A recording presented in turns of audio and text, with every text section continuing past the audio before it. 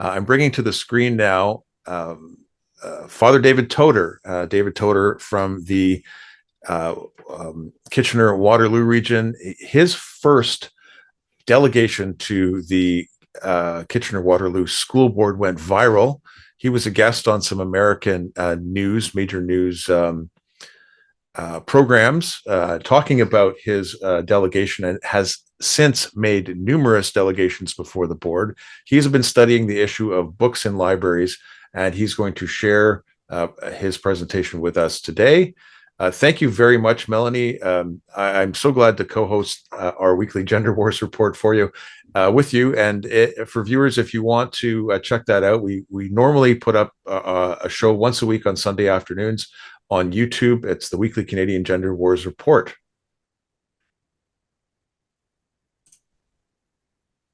Uh, Welcome, David.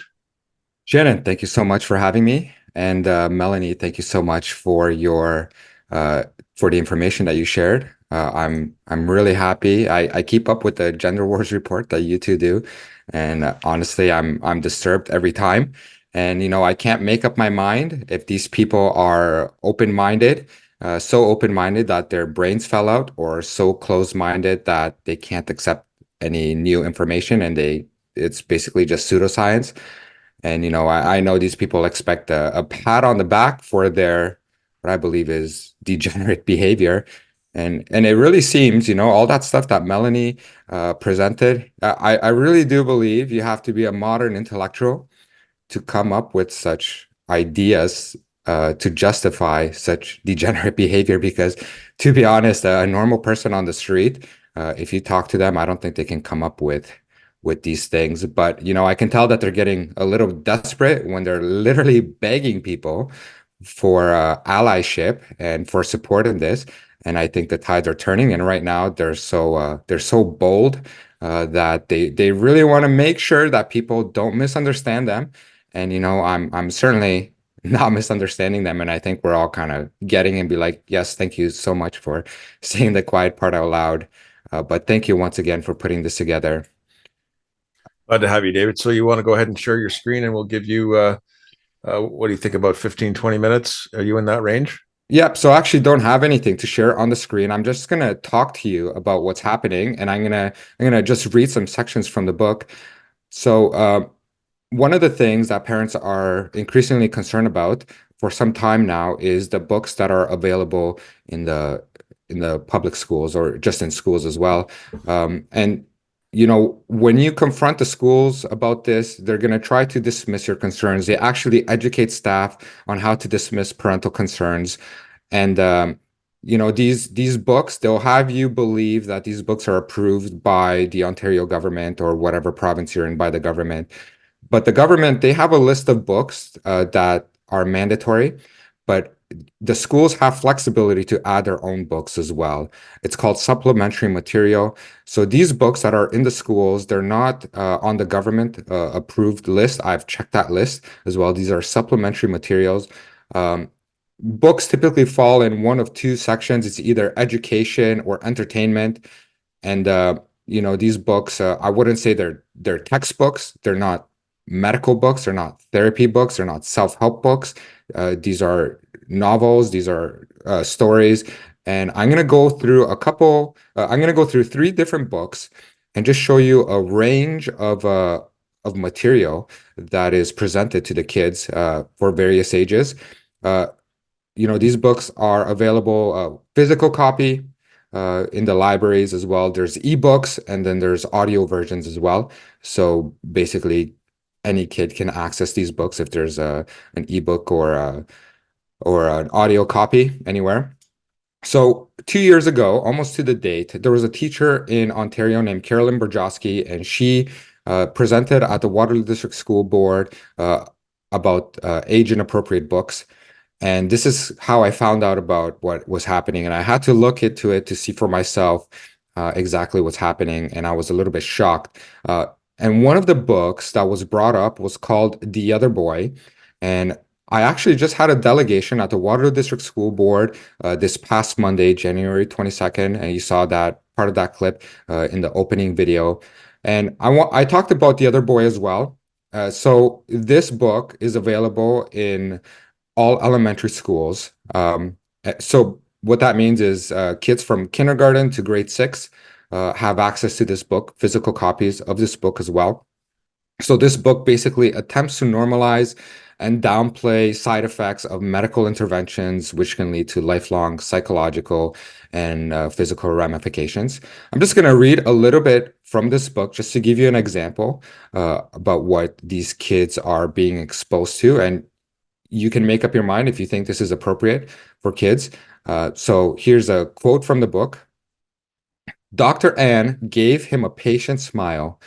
Basically, so far, the hormone blockers have prevented Shane from going through female puberty. But once we add testosterone to the mix, he'll develop as a man.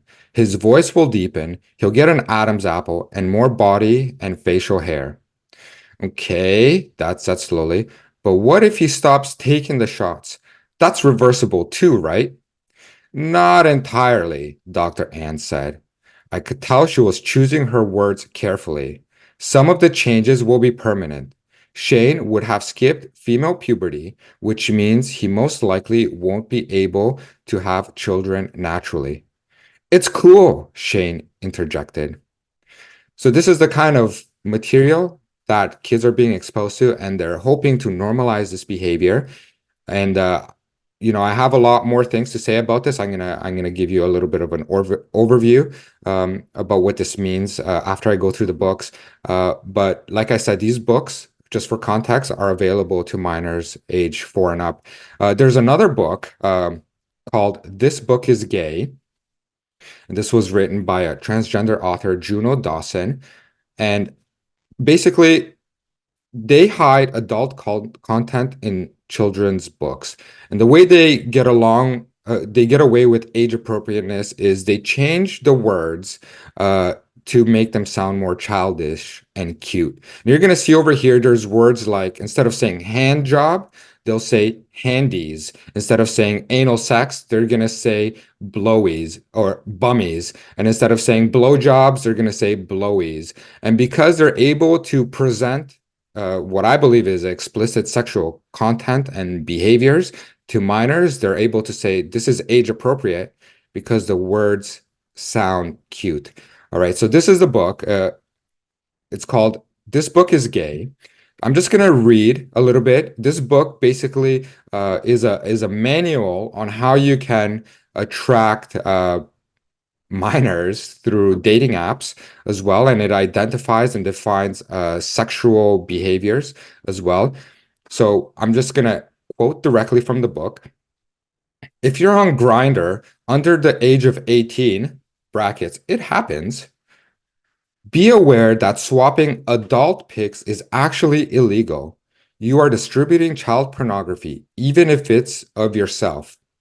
So right off the bat, this book knows that pretty much anybody under the age of 18, and I believe that all kids in the schools are minors, it's child pornography, right? But it doesn't tell you not to do it. It's in parentheses, it happens, like if you happen to find yourself, right? And it says, and I quote, if you're that horny that you want to do a sex meet the trick in a public place for a drink first. That way you can assess if you fancy them in the flesh. So essentially, don't distribute child pornography of yourself. Just meet up with them, right? And see if you like them in the flesh. Okay. I'm going to continue with this book. Over here it says handies. Perhaps the most important skill that you will master as a gay or a bi man is the timeless classic, the hand job. Learning how to find your partner's personal style can take ages, but it could be very rewarding. Blowies. Oral sex is popping another dude's peen in your mouth or indeed popping yours in his. Lips and tongue, yes. Teeth, no. Like I said, pay attention to the language that is being used to be able to relate to kids. Bumming. It is the universal truth that many men like sticking their willies inside things. In the absence of a vagina, gay and bi men make excellent use of the back door. Gay men have slightly longer and thicker winkies. Excellent. The amygdala of gay men is more responsive to porn than those of straight men. So we have bigger dicks and we're hornier. Just saying. So this is the kind of content that school boards find appropriate for children to read. And when I read these books at the school board meeting, the reaction that I got was of disgust, but not of disgust that I'm for the books and the content, but how did I have the boldness to actually read this in a public meeting? I will be bringing harm to kids if they watch the public meeting. By their own admission, they're disgusted, but they are totally okay with minors to access this. They don't bat an eye. As a matter of fact, our school board in particular, they voted to have these books available for minors to access. They voted on this as well, and they also voted to oppose parental rights. So what's happening in the schools and the kind of books that they make available, they're doubling down on this. I'm going to read from one more book that I read at the school.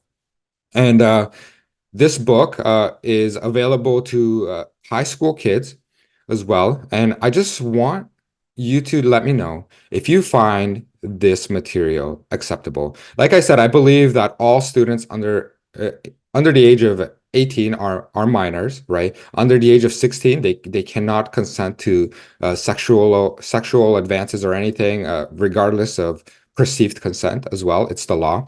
But let me read this to you and let me know what you think. Because when I read it, I had to get out and go for a walk as I was getting ready for my presentation because I was so disturbed. But this is what kids are able to read. This is a scene between a dad and a 7-year-old daughter named Kaylee. So let's have a look and see what it says.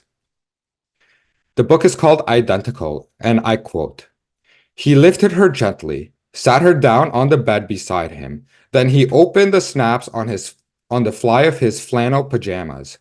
It stood up, stiff as stalagmite. How much does Daddy love you? Show me you love me too. Touch it." He closed her hand around it. That's right, that's right. His voice rocked in rhythm with his body. I don't know what it meant, only that it made Daddy happy, and I wanted to make him happy. When Daddy finished, he brought his face to Kaylee's hair and wept. Kaylee was confused at his tears and sticky stuff icing her hands. Didn't I love you good enough, Daddy? Oh, little girl, don't you know how beautiful you are? No one is as lovely as you, not even your mother. She tried to sit up, but Daddy pushed her gently back down against the mattress. Stay like that for Daddy. I want to teach you something new. He lifted her nightgown, rolled her over her belly, coaxed her thoroughbred legs apart. She squirmed a poultry. Don't move. This won't hurt. You'll like it, I promise. He kissed the length of her torso down to her small naked V. Daddy taught her something new, something worse, something awful, something worse, something wonderful, something every little girl should know the joy of, though she shouldn't learn it from her daddy. I mean, to be honest, I feel sick just reading that stuff, and I don't know how this makes you feel, but this is the kind of content that school boards find it appropriate. And I get all kinds of justifications from these people about these books, right? So I'm just going to read you some of the things. Some of the school boards, they say these books, parents hear about it because of the US news. And to that I say, great. If any country is exposing these books, it is the parents' duty to go to the library and ask if the books are available to kids. If they're not available, great. If they are available, why are these books inside the schools? So, don't worry about it. It's your duty to protect your kids. Other comments I see is parents didn't read the entire book. And to that I say, it doesn't matter. It doesn't matter. You don't have to watch an entire movie with a sex scene in it just to say to your kid it's not appropriate. It doesn't matter if it's a 10-second sex scene in a kid-friendly movie. That movie is no longer appropriate because the sex scene undermined that movie. And it's the same thing with the books. If the books are inappropriate and they have inappropriate content, it's simply not appropriate for kids, and that is okay. The other things that they say is, these books, they teach kids about sex, and parents don't really want their kids to learn about sex. And to that, I say is the school board is trying to play the parental figure here and trying to remove parents from their parental duty. And they're saying, oh, parents are so uncomfortable with this. We'll talk, and they're foaming at the mouth at the opportunity to talk to minors about their sexual preferences. Okay. This is not the job of the school board. They need to be focusing on academics. The other things that they say is parents want to ban books.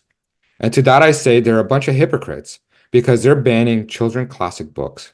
But there's nothing wrong with saying, I don't think these books should be available in the school. They need to be removed from the school shelves. So don't feel bad. Don't feel guilty if they try to convince you that you're trying to ban books. Take these books out of the school. These books are not age appropriate. The other things that they say is kids want to see themselves in these lived experience. And to that, I say they're a bunch of degenerates because any kid that is seeing themselves in an abused experience and they're reliving their experience, that's that's abuse and that's trauma. And you're basically reliving trauma, right? And they also say that these books raise awareness about abuse. And I actually agree with this because I am aware now, and you are aware now that the school boards are facilitating and what I believe is child abuse. And awareness is raised to me that about this abuse. And they constantly want to educate parents, and they're saying, staff, you need to talk to parents on how to dismiss parental concerns and how to say, like, what you're saying, it's not really happening. These books are not available in school. We want kids to have access to different to everything, to knowledge, and we're not banning books, etc. You're a book banner.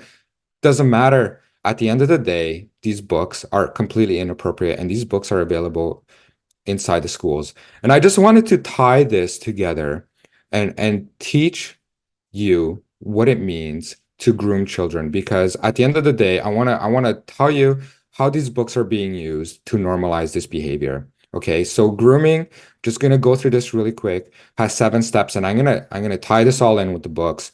The first step is targeting. So the perpetrator identifies a potential victim. They may choose children who are vulnerable, isolated, or seeking attention and validation. So the school boards are targeting children.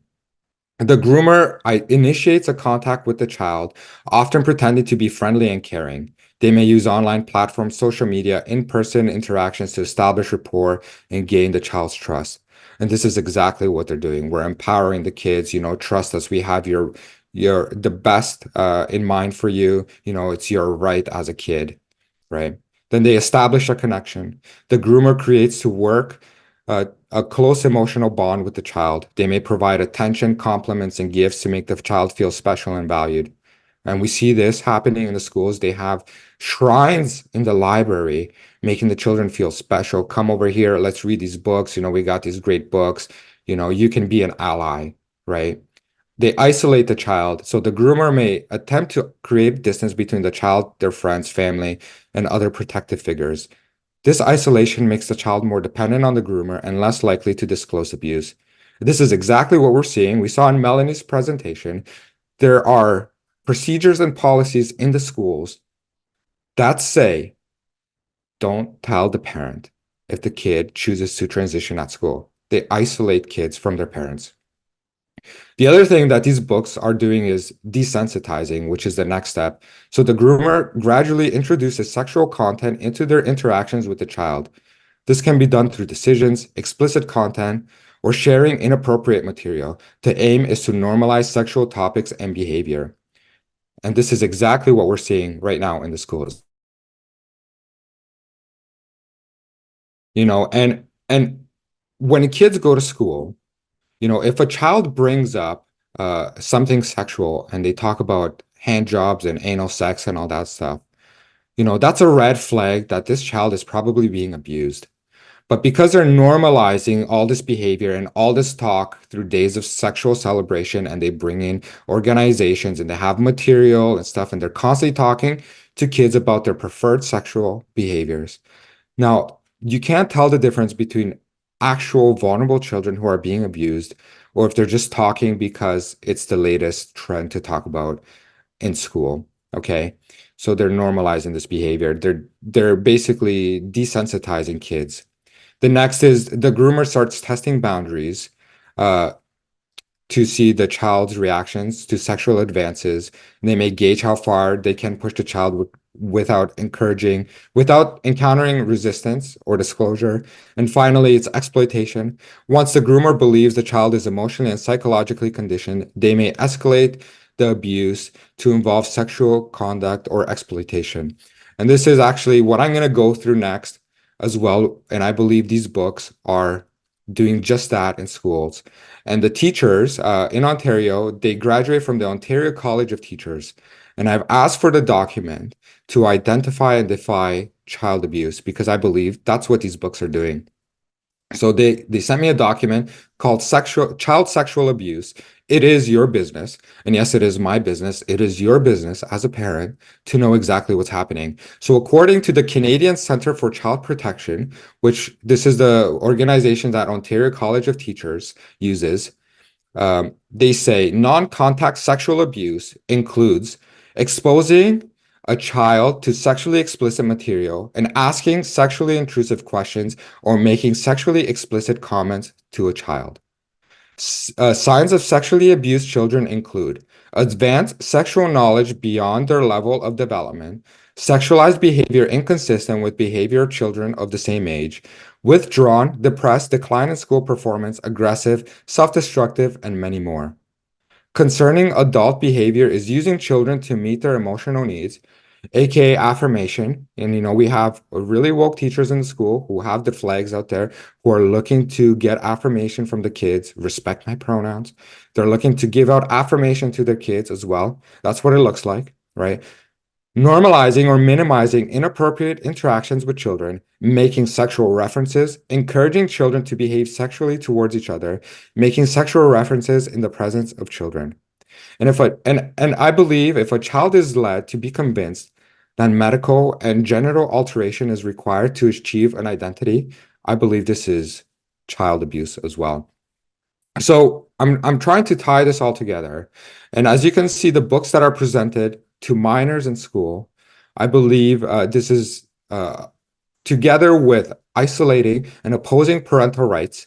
As you've heard from Melanie's presentation, this is something that's happening in the schools, which is isolating child from protective figures. They're hiding this stuff. Schools are putting shrines up in the library. They got the flags up. They got their a book section dedicated to sexual behaviors and preferences with minors. If this doesn't light a fire under your ass to do something, I really don't know what will. And the education system, they want a pat on the back for this. They want you to be tolerant. They want you to accept what they're doing right now. And I really don't believe that this is appropriate behavior. I don't think you should be tolerant to this.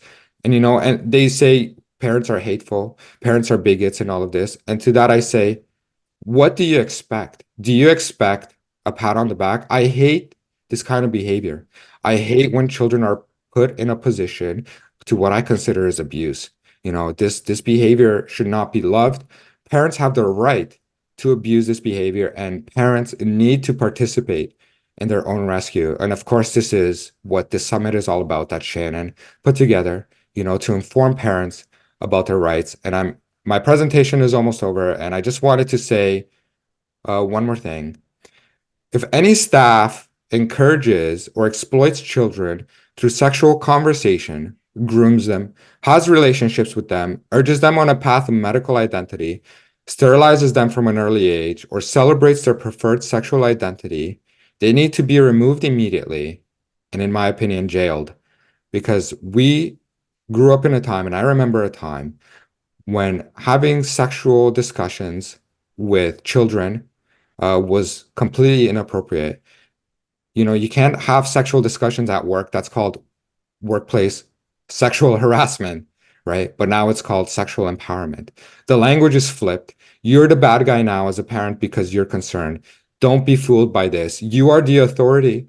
You need to go there and you need to take action and you need to say, these are my kids. You have no business pushing sexuality on my kid. You have no business presenting them and making these books available.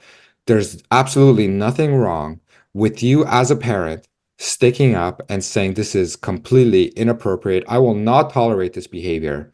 At the end of the day, with this DEI, diversity, equity, and inclusion, what kind of things are we really including in this? We're including books with explicit sexual content, rape, pedophilia, incest, child abuse, medical transition. This is inclusive. Is this inclusive? Is this diverse? We're finally diversifying what kids can learn to include topics of normalizing sexual abuse and normalizing teachers to present this stuff to teachers. They'll bring in the drag queens to talk about, to read them these kind of books. Is this the diversity we're talking about? Are we making things more equitable because suddenly, kids are being put on the same level as people who want to exploit them, and now we're all equitable and we all have the same rights, and parents don't have any more rights? Is this the kind of equity that we're talking about? I really do believe the school is completely out of line on this. And I do believe the books that are in the school, it's telling of their behavior, and it's telling of the kind of values that they promote and the kind of behavior that they find acceptable. Not only that, but they will double down on this behavior. And as you saw in Melanie's presentation before, they are so bold, they will take action against parents and they will try to educate and dismiss your concerns. Participate in your own rescue. And I do believe that they're getting desperate because parents are absolutely plowing through this and we can't stop winning. And I'm really encouraged by that. And I just want to thank you to Shannon and everybody who put together this summit meeting for parental rights. It's very encouraging. Thank you. Thank you, David. And you know, there are a lot of people behind the scenes who have helped make this day come into existence. All kinds of support, tremendous talent, and leadership. And I'm going to talk more about the Parents' Rights Coalition of Canada in about an hour or so. David, thank you very, very much for your presentation. Thank you for watching. If you appreciate the work that I do, please consider supporting me financially. I'm very happy to speak up for the protection of kids, and if you can't support financially, I would appreciate it if you help me overcome the censorship and just share these videos with other people so they know exactly what is happening. I left a link in the description to my Ko-fi account where you can do a one-time donation or a monthly subscription. Anything helps and your support is greatly appreciated. Thank you once again.